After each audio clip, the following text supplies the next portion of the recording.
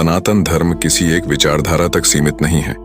इसमें अनेक संस्कृतियां, मत, पूजा पद्धतियां और विधि विधान आदि हैं। लेकिन इनमें से दो मत जो मुख्य देखने को मिलते हैं वो हैं शैव मत और वैष्णव मत। शैव मत के अनुयायी भगवान शिव को और वैष्णव मत के अनुयायी भगवान विष्णु को श्रेष्ठ मानते हैं।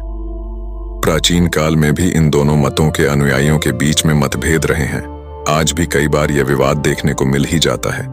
दरअसल शैव मत का अनुसरण करने वाले लोगों की मान्यता है कि शिव जी के मात्र पलक झपकने से श्री विष्णु मृत्यु को प्राप्त होते हैं।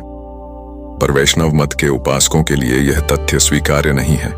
वे श्री नारायण को ही सर्वोपरि मानते हैं। उनकी मान्यता है कि श्री विष्णु के आंख झपकने से शिव जी मृत्यु को प्राप्त होते हैं। स्पष्ट है कि दोनों ही मतों के लोग अपने इष्ट को सर्वोपरि सिद्ध करने की होड़ में हैं। इसके अतिरिक्त दोनों ही मतों के अनुयायी अपने तर्क को सिद्ध करने के लिए ग्रंथों पुराणों का भी सहारा लेते हैं। वे अपने अपने इष्ट देव को सर्वश्रेष्ठ बताने के लिए पौराणिक कथाओं को प्रस्तुत करते हैं। जैसे वैष्णव विष्णु पुराण में अंकित भस्मासुर की कथा का उदाहरण देते हैं, तो वहीं शैव शिव पुराण में अंकित ब्रह्मा और विष्णु की लड़ाई वाली कथा का जिक्र करते हैं। ऐसे ही दोनों मतों के पास अनेक कथाएं हैं अपने अपने आराध्य को श्रेष्ठ सिद्ध करने की, परंतु हमारे शास्त्र ग्रंथ पुराण उपनिषद दोनों ही रूपों को श्रेष्ठ कहते हैं।